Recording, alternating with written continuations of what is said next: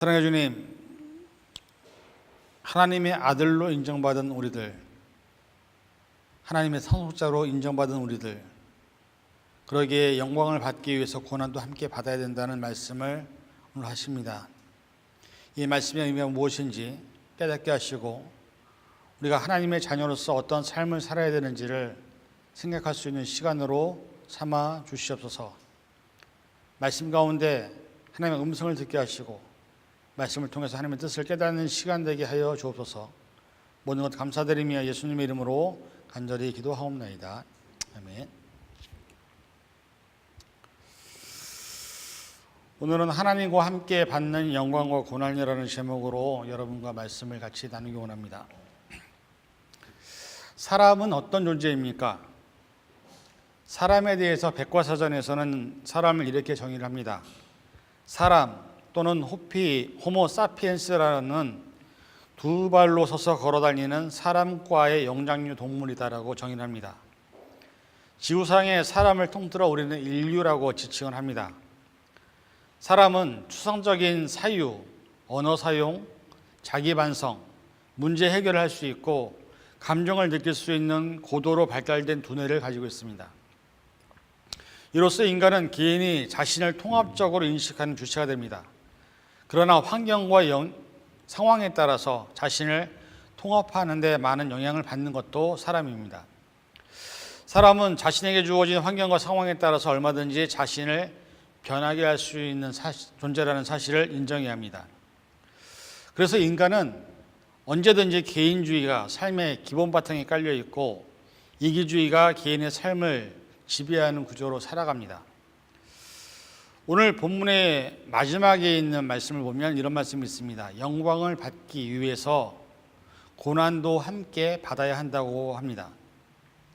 그런데 여러분은 정말 영광과 고난을 함께 받고 싶습니까? 대부분의 사람들은 고난을 싫어합니다. 왜냐하면 고난은 힘들고 어려운 것이기 때문이고 고난에는 고통과 아픔이 수반되기 때문입니다. 그래서 우리는 고난과 영광 둘 다 보다는 영광만을 원하는 것이 바로 인간이고 사람의 본성입니다. 그러니 하나님의 뜻과 상관없이 늘 영광만을 갈구하는 삶을 살 수밖에 없습니다. 저와 여러분의 삶에서 고난을 삶의 목적으로 살고 있는 분이 있습니까?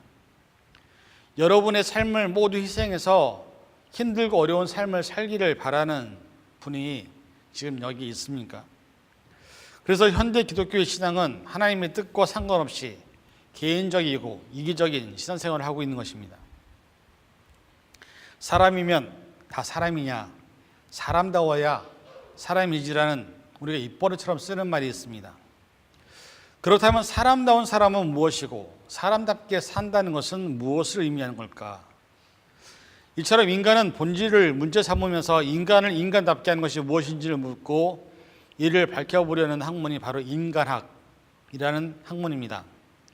그래서 우리도 세상을 살면서 인간답게 살아가는 것, 그리고 사람답게 살아가는 것에 대해서 우리는 아직도 우리 스스로에게 그 해답을 찾지 못하고 살고 있는 것도 부인할 수 없습니다.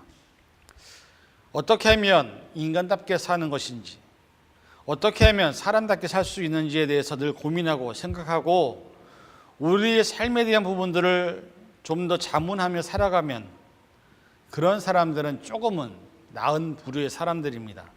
왜냐하면 현대를 살아가는 많은 사람들은 내가 누구인지, 내가 무엇을 하며 살아야 되는지, 내가 이 세상에 어떤 존재로 살아야 하는지를 모른 채 살아가고 있기 때문입니다. 많은 학생들이 공부를 합니다. 그런데 공부를 왜 하냐고 물어보면 왜 하는지를 모릅니다. 많은 사람들이 돈을 버는데 돈을 벌기 위해서 몸을 망가뜨립니다. 무엇인가 목적을 향해 달려가는데 왜 그 목적을 향해 달려가는지를 모릅니다.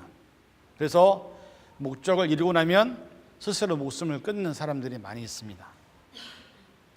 여러분은 지금 이 자리에 왜 있습니까?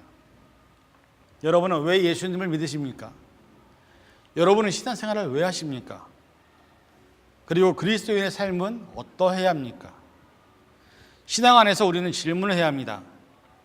교인이라고 해서 다 그리스도인은 아닙니다.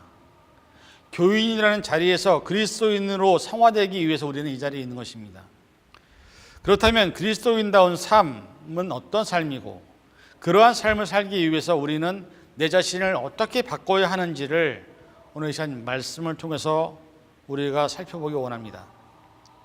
세상에 학문이 시작되면서 사람이란 무엇인가, 인간은 누구인가, 이런 질문은 세계적인 철학자들에 의해서 지금까지 질문되고 있는 질문입니다. 이 말은 아직도 사람에 대한 정의, 인간이 어떤 존재인지를 명확하게 말하는 존재가 없다는 것입니다. 우리는 이런 질문 자체를 싫어합니다. 왜냐하면 한 번도 지금까지 내 자신의 삶에 대해서 심각하게 그리고 진지하게 생각해 본 경험이 없기 때문입니다. 맹목적으로 습관적으로 교회를 다니고 신앙생활을 했기 때문에 내가 예수님을 왜 믿는지에 대한 정확한 해답도 없습니다. 그냥 어릴 때부터 교회를 다녔기 때문에 다니는 것이고, 부모님 때문에 교회에 대한 삶이 전부라고 생각하기 때문에 신앙생활을 한다라고 우리는 얘기합니다. 그러다 보니 신앙이 변하는 세상과 문화에 대해서, 그리고 내 자신이 살아온 환경과 상황이 달라질 때 변화에 대한, 환경에 대한 나를 바꾸지 못하는 모습을 보게 됩니다. 익숙하지 않은 상황과 환경 앞에서 우리는 스스로 나약하고 흔들리는 우리의 모습들을 발견하게 됩니다. 세상에 존재하는 모든 사람들이 그렇게 자신의 개인적이고 이기적인 삶의 문제에만 국한되어 살고 있을까? 질문을 던져보면 때로는 그렇게 살지 않는 분들도 이 세상에는 많이 있습니다. 조금 더 성숙한 사람들은 나보다는 다른 사람들을 바라보고 다른 사람들을 이해하기 위해서 삶을 살았던 사람들도 이 세상에는 수없이 많이 있습니다. 그 중에 한 분이, 대표적인 분이 테레사 수녀 같은 분입니다. 지금 이 세대를 살아가고 있는 우리는 그분들의 희생과 눈물과 수고로 만들어진 세상 속에서 살고 있다는 사실은 절대 부인할 수 없습니다. 오늘 본문에서는 역사적으로, 철학적으로, 그리고 문학적으로 사람은 누구인가, 인간은 누구인가에 대한 명확한 해답을 말씀을 통해서 분명하게 정의하고 있습니다. 하나님께 인정을 받은 사람들이 어떠한 삶을 살아야 되고 어떠한 삶의 과정이 있을 때 온전한 사람으로 살 수 있는지를 분명하게 말씀을 하고 있습니다. 이 시간 하나님의 자녀로 부름받은 저와 여러분이 하나님의 영광을 우리의 삶에서 어떻게 나타내고 어떻게 함께 고난을 받을 것인지에 대해서 살펴보므로 하나님의 뜻에 합당한 자녀로 살아가는 모습이 무엇인지를 깨닫는 시간이 되기를 간절히 축원을 드립니다. 첫 번째 말씀을 보니까는 이렇게 나와 있습니다. 무릇 하나님의 영으로 인도함을 받은 사람은 곧 하나님의 아들이라 말씀합니다. 하나님의 영으로 인도함을 받은 사람은 모두 다 하나님의 아들이라고 인정합니다. 여기서 하나님의 영으로 인도함을 받았다는 의미는 예수님을 구주로 인정하고 예수님을 통해서 하나님 앞으로 나온 모든 사람들을 하나님의 자녀라고 얘기를 하고 있습니다. 교회를 다니고 신앙생활을 하면서 신앙생활을 시작한 첫 사람들을 우리는 뭐라고 말하냐면 태신자라는 말을 씁니다. 이제 엄마의 뱃속에서 갓 태어난 아기들과 같이 신자들도 처음 태어나는 사람들을 태신자라고 얘기합니다. 그런데 우리가 부모로서 아이를 키워보면 아이들은 성장할 때까지 절대적으로 사랑과 보살핌을 통해서 조금씩 자라나가는 것을 우리가 압니다.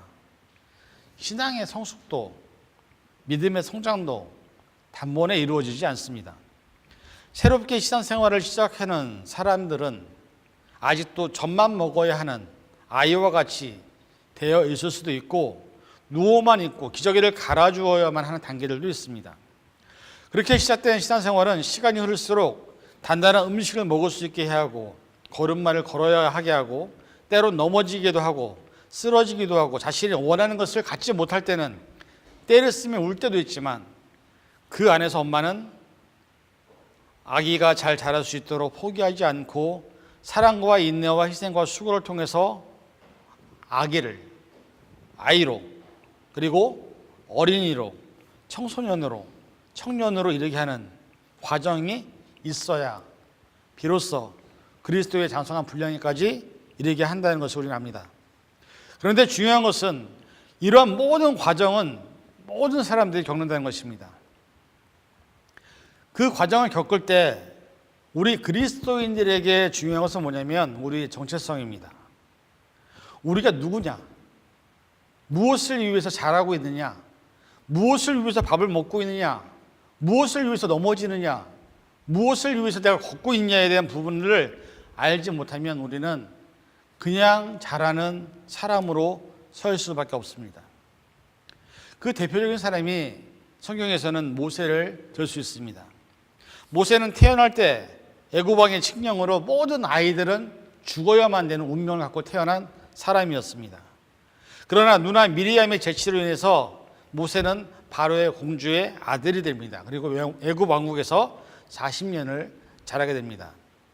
물론 다른 왕자들과 같이 애굽에서 배워야 할 언어와 문화 그리고 겉모습은 애굽인으로 살았지만 모세의 어머니 요게벳은 모세를 온전한 유대인으로 자라게 만들었습니다.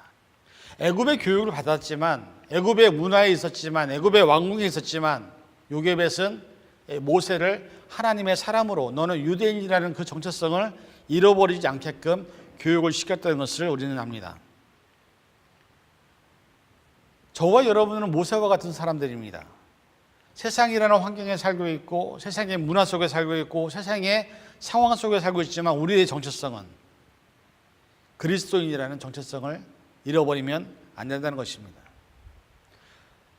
그래서 우리가 보고 듣고 맞이하는 여러 가지 상황이나 환경에 의해서 영향을 많이 받지만 문제는 내 안에 하나님과 얼마나 튼튼한 관계를 맺고 있느냐, 얼마나 이 세상에서 내가 그리스도인으로서 살아가느냐가 우리에게는 대단히 중요한 문제라는 것입니다.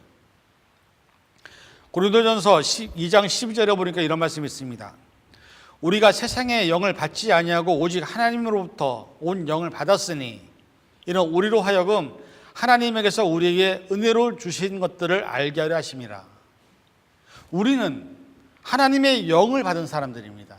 세상에 살지만 하나님의 영으로 살고 있는 영적인 존재들입니다. 그래서 우리는 그리스도인으로서의 정체성을 잃어버리면 안 된다는 것입니다. 이사야 43장 1절에 보니까 야곱아 너를 창조하신 여호와께서 지금 말씀하시느니라. 이스라엘아 너를 지으시니가 말씀하시느니라. 너는 두려워하지 말라. 내가 너를 구속하였고 내가 너를 지명하여 불렀나니 너는 내 것이라.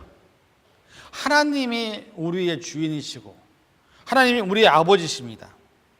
하나님의 영으로 부름을 받은 하나님의 자녀들은 우리라는 것을 우리는 부인할 수 없다는 것입니다. 우리는 누가 뭐라 해도 하나님의 영으로 부름받은 자녀들. 그래서 우리가 하나님의 자녀라는 사실이 우리의 정체성이라는 겁니다. 여러분들이 세상을 살면서 세상의 환경 안에, 세상의 문화 안에, 과거 안에 갇혀 있지만 모세와 같이 우리는 하나님의 자녀라는 것을 잊지 마시기 바랍니다. 그리고 내가 하나님의 자녀로서 이 세상에서 어떻게 살 것인지를 고민하는 그것이 우리를 인간은 누구인가, 나는 누구인가에 해답을 줄 수 있는 하나의 방법이라고 말씀하고 있습니다. 두 번째는 오늘 본문에 그렇게 나와 있습니다. 너희는 다시 무서워하는 종의 영을 받지 아니하고 양자의 영을 받았으므로 우리가 아바, 아버지라 부르짖느니라. 요즘에 한국에 유행하는 말 중에 금수저 혹은 흙수저라는 말이 있습니다. 이 말은 내가 어떤 가정에서 태어났는지를 단어 하나로 나를 판단하는 기준이 됩니다. 그런데 저는 이런 표현이 잘못됐다고 말씀을 드리고 싶습니다. 왜냐하면 사람을 단어 하나로 평가할 수 있는 존재가 아니기 때문입니다. 사람의 내면에는 여러 가지 다양한 가능성, 열정, 능력들이 있습니다. 그래서 태어난 부모 한 사람만을 보고 그 사람의 운명을 결정하는 것은 분명히 잘못된 것입니다. 금수저, 흙수저라는 말은 우리가 부모가 누구냐를 보는 것입니다. 금수저는 돈이 많고 권력이나 명예적으로 사회적으로 상위 0.1% 안에 해당되는 집에서 태어난 사람들을 우리는 금수저라고 얘기합니다. 반면 흙수저는 부모님이 별 볼 일 없고 돈도 없고 능력도 없어서 태어난 배경 자체가 별 볼 일 없는 집안에서 태어난 사람을 흙수저라고 합니다. 그러나 이러한 편견이 사람의 일생을 단정짓는 잘못된 문화의 한 단면입니다. 왜냐하면 세계적으로 성공하고 훌륭한 사람을 인정받은 사람들의 삶을 보면 그분들의 삶은 대부분 흙수저의 삶에서부터 시작을 했다는 것을 우리는 압니다. 그래서 세상은 공평한 것입니다. 여러분의 인생을 무엇으로 비유하고 싶으십니까? 여기서 우리가 생각할 것은 그렇다면 우리 아버지는 누구냐는 겁니다. 저와 여러분의 영적인 아버지, 우리를 하나님의 자녀라고 인정하시는 그 아버지는 누구냐는 겁니다. 시편 27편 1절에 보니까는 여호와는 나의 빛이요 나의 구원이시니 내가 누구를 두려워하리요. 여호와는 내 생명의 능력이시니 내가 누구를 무서워하리요 말씀합니다. 우리의 아버지는, 하나님은 바로 이런 분이십니다. 이사야 33장 22절에 대저 여호와는 우리의 재판장이시요 여호와는 우리에게 율법을 세우시니요 여호와는 우리의 왕이시니 그가 우리를 구원할 것임이라 말씀합니다. 우리의 아버지이신 하나님은 이 세상을 만드신 우주의 주인이십니다. 나를 만드셨고 창세전부터 나를 택하여 부르신 분입니다. 이 세상 그 어떤 존재도 하나님을 거역할 수 없습니다. 이 세상의 모든 것이 나의 아버지의 것입니다. 왜냐하면 세상의 주인이, 생명의 주인이 바로 하나님이시기 때문입니다. 우리는 그런 아버지를 둔 하나님의 자녀입니다. 어떻게 보면 이 세상의 그 어떤 것과도 비교할 수 없는 아버지를 가진 존재가 바로 저와 여러분인데, 여러분은 정말로 이 사실이 믿어지십니까? 그렇다면 내게 주어지는 환경도 상황도 하나님께서 가장 좋은 것으로 주실 것을 여러분 믿고 계십니까? 내가 기도하고 바라는 모든 것을 가장 선하게 채우실 것을 여러분은 믿고 있습니까? 세상에 눈에 보이는 모든 것의 주인이 바로 나의 아버지 하나님의 것임을 우리는 믿고 있느냐는 것입니다. 우리가 세상의 주인으로, 생명의 주인으로 하나님을 인정한다면 우리는 그분이 원하는 대로 살아야 된다는 것을 왜 모릅니까?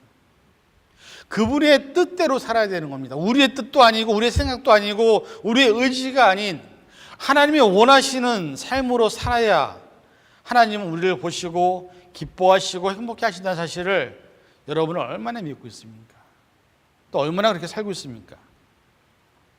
우리를 사랑하셔서 하나님 당신의 아들을 아낌없이 십자가에 내어주셨습니다.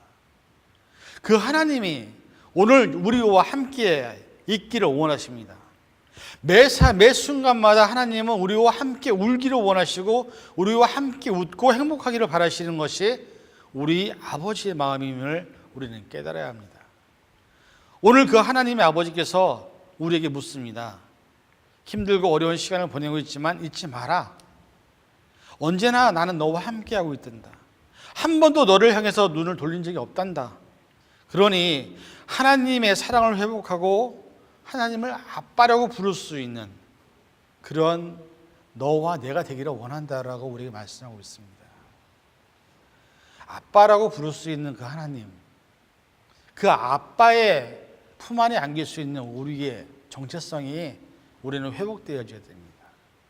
그래서 우리는 세상의 종도 아니고 사람의 종이 아니라 하나님의 자녀라는 사실, 그 아빠가, 그 세상의 주인이 오늘 우리를 같이 있고 싶어 한다는 것을 여러분이 잊지 마시기를 바랍니다. 세 번째는 오늘 말씀해 보면 성령이 친히 우리 영과 더불어 하나님의 자녀인 것을 증언하신다고 말씀합니다. 그리고 자녀이면 곧 상속자라고 얘기합니다. 상속자는 그리스도와 함께 상속자인데 그와 함께 영광을 받기 위해서 고난도 함께 받아야 될 거라고 말합니다. 자, 아빠라고 부를 수 있는 특권을 가진 게 우리들인데, 그래서 하나님은 우리를 내가 너에게 내 모든 걸 다 줄게라고 인정을 하십니다. 상속자란 모든 재산과 고난을 물려받는 존재입니다. 하나님께서는 예수님과 함께 모든 것을 물려받는 존재로 우리를 인정하셨습니다. 그런데 조건이 있습니다. 고난도 같이 받아야 한다는 조건입니다. 우리가 제일 많이 갈등하고 고민하는 부분입니다. 물려받는 것은 영광만 받으면 좋겠는데 고난도 함께 받아야 된다고 말합니다. 인간은 이기적이고 개인적인 존재이기 때문에 영광은 좋아하지만 고난은 싫어합니다. 여기에 우리의 자유의지가 있습니다. 여러분들은 선택하시면 됩니다. 영광과 고난을 함께 받을 것이냐, 아니면 고난을 받지 않기 위해서 하나님이 주실 영광을 포기할 거냐? 여러분은 어떤 선택을 하시겠습니까? 2018년도에 한국에서 평창 동계올림픽이 열립니다. 그 올림픽에 참석하는 수많은 세계 선수들이 지금 뭘 하고 있겠습니까? 훈련을 하고 있습니다. 끊임없이 땀을 흘리고 자신의 기량을 발전시키기 위해서 지옥 훈련을 하고 있습니다. 그 사람들이 그걸 왜 할까요? 대답은 간단합니다. 올림픽에서 금메달을 따기 위해서, 경기에서 다른 경쟁자를 이기기 위해서, 그리고 힘들고 어렵지만 자신과의 싸움을 하고 있는 것입니다.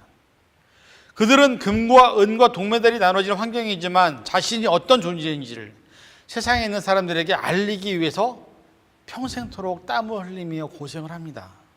그리고 준비를 합니다. 그런데 생각해 보면 이런 모습을 통해서 그들이 갖게 되는 것은 세계적으로 인정을 받고 그로 인해서 주어지는 영광이 그들에게 있다는 겁니다. 결국 영광이라는 것은 고난을 이겨낸 사람들에게 주어지는 축복입니다. 이것이 스포츠에게만 국한된다고 생각하십니까? 아닙니다. 세상에 존재하는 모든 직업, 교육, 세상의 이치가 그러합니다. 자신과의 싸움에서 이긴 사람만이 영광을 얻을 수가 있는 겁니다. 다이어트도 똑같습니다. 내 자신과의 한계와 싸워서 이겨야만 다이어트를 할 수가 있는 겁니다. 창업을 하고 성공신화를 꿈꾸는 많은 사람들이 있지만 그 성공신화라는 것도 자기에게 주어진 고통과 싸워야만 이룰 수 있는 겁니다. 꿈을 이루는 것도 마찬가지고 대기업에서 인정을 받는 것도 마찬가지고 어떤 직업, 어떤 분야에서도 영광을 얻기 위해서는 고난을 이겨내야만 영광을 얻을 수 있다는 것입니다. 누군가가 아무런 고난 없이 영광만 바라본다고 한다면 그런 사람은 허황된 꿈을 꾸고 있는, 결국 아무것도 얻지 못하는 실패한 삶을 살게 될 것입니다. 그렇다면 여러분은 지금 여러분의 자신과 어떤 싸움을 하고 있습니까? 여러분의 미래에 주어질 영광을 위해서 어떤 땀을 흘리고 있고 어떤 노력을 하고 있습니까? 우리가 그리스도인이라면 이 사실에 대해서 우리는 심각하게 고민을 해야 합니다. 왜냐하면 하나님이 주시는 영광은 세상이 주지 못하는 그 어떤 것과도 비교할 수 없는 영광이기 때문입니다. 예수님이 그랬습니다. 예수님은 죽음에서 부활하시고 사탄의 권세를 깨트리기 위해서 뭘 해야 했습니까? 십자가의 고난을 감당해야만 했습니다. 그 십자가에서 죽으시고 무덤에 들어가야만 했습니다. 십자가를 지기 전에 말할 수 없는 고통과 아픔과 치욕과 능욕을 당하셔야만 했습니다. 왜? 죽음 이후에 나타날 놀라운 영광을 준비하는 시간이었기 때문입니다. 이 십자가의 고통이 없었다면 부활의 영광은, 또 하나님의 영광은 절대로 나타나지 않았을 것입니다. 오늘 본문은 우리가 하나님의 상속자로서 그리스도와 함께 받을 고난, 그것이 있을 때에 우리에게 영광도 주어진다고 말합니다. 그렇다면 여러분들은 고난을 받을 준비가 되어 있습니까? 나의 아빠이신 하나님을 위해서, 나를 위해 목숨을 버리신 예수님을 위해서 고난받을 준비가 되어 있느냐 묻고 있는 것입니다. 우리가 진정한 믿음의 자녀라고 한다면 영광만을 구해서는 절대 안 됩니다. 베드로전서 4장 13절에 보면 이런 말씀이 있습니다. 오히려 너희가 그리스도의 고난에 참여하는 것으로 즐거워하라. 이는 그의 영광과 나타내실 때에 너희로 즐거워하고 기뻐하게 하려 하십니다. 베드로전서는 우리가 영광을 나타냈을 때에 즐거워하고 기뻐하기 위해서 예수님과 함께 고난을 받으라고 말합니다. 그리고 그 고난을 받는 것을 즐거워하라고 하십니다. 예수님의 고난에 어떻게 우리가 참여할 수 있을까? 그것이 고민입니다. 고난을 받을 것이냐 말 것이냐는 여러분의 선택입니다. 그러나 여러분 스스로 인생에서도 내가 무언가를 얻기 위해서는 나 자신과의 싸움에서 끊임없이 땀을 흘리고 수고를 하는 사람만이 여러분의 미래의 영광을 얻게 된다는 것을 잊지 마시기 바랍니다. 하나님이 주시는 영광도 그리스도와 함께 고난을 받는 자리에서부터 시작이 됩니다. 그것을 선택하는 것이 신앙이고 믿음입니다. 얼마 전 부에나파게에 있는 CGV에서 서서평이라는 선교사님의 일대기를 그린 영화가 다큐멘터리로 제작이 되어서 많은 사람들이 봤습니다. 그리고 제가 밴드에 일부러 서서평 선교사님의 영상을 짤막하게 올려놨는데 여러분들이 그것을 저는 보고 오셨다고 생각하고 서서평 선교사님에 대한 부분들을 약간 소개를 하면서 말씀을 마치려고 합니다. 이분은 독일에서 태어났습니다. 그리고 3살 때 엄마가 미국 뉴욕으로 홀로 이민을 가고 할머니 할아버지들에게 맡겨집니다. 9살에 할머니가 죽고 난 다음에 엄마가 있는 주소 한 장을 들고서 미국으로 떠납니다. 카톨릭 미션 스쿨에서 중고등학교를 마치고 성마가병원에서 간호 전문학교를 졸업합니다. 그리고 뉴욕 시립병원 실습 중에서 동료 간호사를 따라서 장로교회 예배를 참석하고 천주교에서 기독교로 개종을 합니다. 유대인 요양소, 이탈리아 이민자 수용소 등에서 봉사활동을 했던 사람입니다. 간호 전문학교를 졸업한 후에 브루클린에 있는 주일시 병원에서 근무를 합니다. 1904년에 뉴욕 성서교사훈련학교의 여행사를 돕는 선교회에서 1년간 봉사를 하다가 1911년에 졸업을 하고 동료 선교사들에게 소식을 듣습니다. 조선이라는 나라가 있는데 그 조선이라는 나라는 환자가 제대로 치료를 받지 못하고 길에 버려질 정도로 의료봉사가 절실하다는 말을 듣게 되고 이분은 한국 선교를 지원하게 됩니다. 1912년 미국 남장로교 해외 선교부 모집의 자원에서 간호 선교사로 파송을 받습니다. 어린 시절 이분은 대단히 불우하고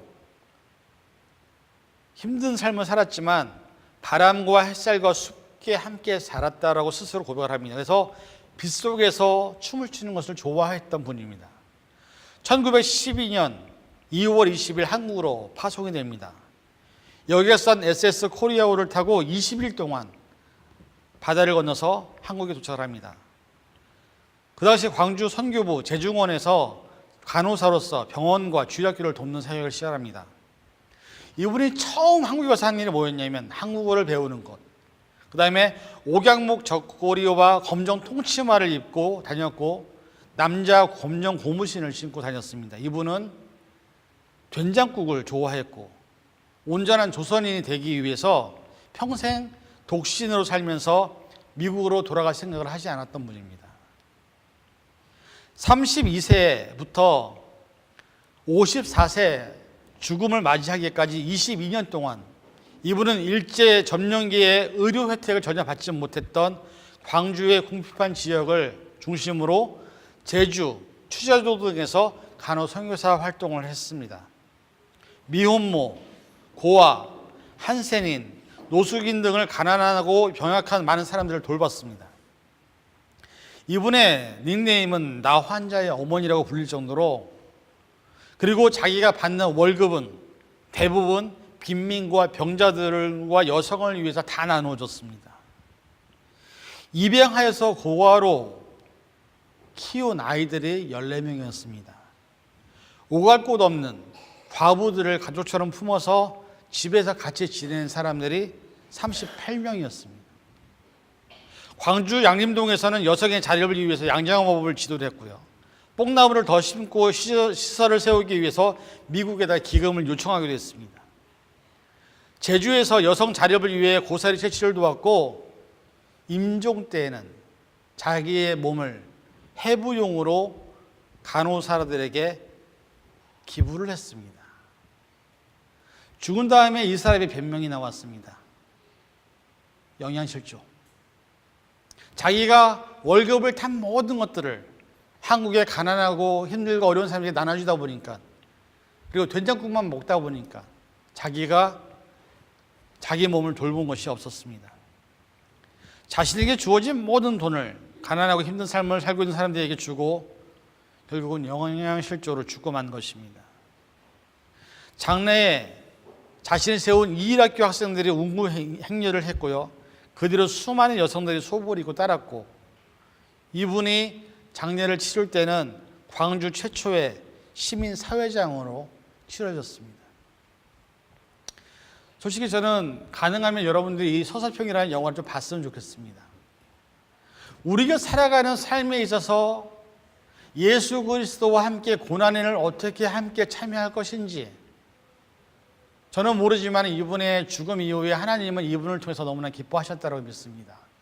그리고 이분의 삶이 지금도 많은 사람들에게 어떻게 하면 예수님과 함께 고난에 동참할 것인지에 대해서 우리에게 그 해답을 주고 있다는 사실입니다. 유튜브에 보면 서서평을 보고 난 다음에 감상 후기들을 많이 올려놨습니다. 그분들 얘기를 들어보면 다 비슷한 얘기를 합니다. 내가 뭐 하면 살아왔지? 내가 살아온 시간이 너무 아까워. 내가 지금 헛된 것을 하며 살아왔다라는 것들을 많이 느끼게 해주는 한 사람의 일생입니다. 여러분과 제가 하나님의 자녀로 부름받은 것은 하나님이 이 세상에서 평안하게 잘 먹고 잘 살라고 부른 게 아닙니다. 우리를 통해 그리스도의 고난에 동참을 하고 우리를 통해서 많이 힘들고 어려운 사람들을 도와주라고, 그래서 교회를 세우신 거고, 그래서 우리를 교회로 부르신 것이고, 성도로 부르신 것이고, 하나님의 자녀로 부르신 것입니다. 근데 우리는 과연 그런 일들을 얼마나 내가 감당하고 있느냐? 관심도 없고 생각도 안 합니다. 그들이 어떻게 살든, 그 사람들이 어떤 어려움을 겪든 우리는 우리만 잘 먹고 잘 살면 된다라는 잘못된 생각에 빠져 있는 게 현대 기독교인들의 가장 잘못된 모습입니다. 우리는 우리를 위해 사는 것이 아니라 우리 주변에 힘들고 어려운 사람들을 위해 살기 위해 이 자리에 있습니다. 그게 그리스도인, 그게 신앙인의 모습이라는 사실을 잊지 마시기 바랍니다. 그래서 그리스도의 고난에 동참한다는 것, 그렇게 살았을 때에 하나님의 영광이 우리에게 주어진다는 것을 우리는 깨달아야 됩니다. 우리가 좋은 것만, 우리가 바라는 것만, 우리가 행복해하는 것만 바라보고 사는 것은 하나님이 원하시는 삶이 아닙니다. 하나님은 우리의 삶을 통해서 나누기를 원하시고, 예수님과 같이 십자가를 지기를 원하시고, 예수님의 삶을 본받아서 예수님의 삶처럼 살기를 원하신다는 것을 우리는 깨달아야 됩니다. 앞으로 우리 교회가 그러한 교회가 되길 원합니다. 앞으로 여러분의 삶이 그런 삶이 되길 원합니다. 그래서 하나님이 정말로 우리를 이 땅에 보내신 이유, 우리를 하나님의 자녀로 부르신 이유, 하나님이 나를 통해서 하시고 싶어하는 그 일들이 무엇인지를 우리가 이제는 삶으로 보여드릴 수 있는, 나타낼 수 있는 저와 여러분이 되기를 주님의 이름으로 간절히 축원을 드립니다. 기도하겠습니다. 사랑해 주님, 오늘 이 시간 우리가 주님의 뜻 가운데 살기를 원합니다. 하나님의 자녀로 부르셔서 하나님의 상속자로 삼아주시고 내가 내 아빠라고 말씀하시지만 우리는 거기에만 만족하고 살아가는 우리의 이기적인 모습이 있습니다. 고난을 싫어하고 고통을 싫어하고 아픈 것을 싫어해서 힘든 것을 싫어해서 그것을 하지 않으려는 이기적인 개인적인 욕심들이 우리 안에 있습니다.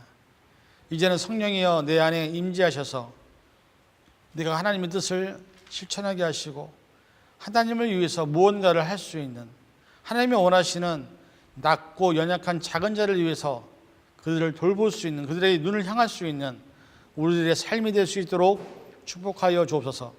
그래서 우리의 삶이 하나님 앞에 기쁨을 드리고 영광을 돌릴 수 있는 삶이 되기를 간절히 바라오며 예수님의 이름으로 간절히 기도하옵나이다. 아멘.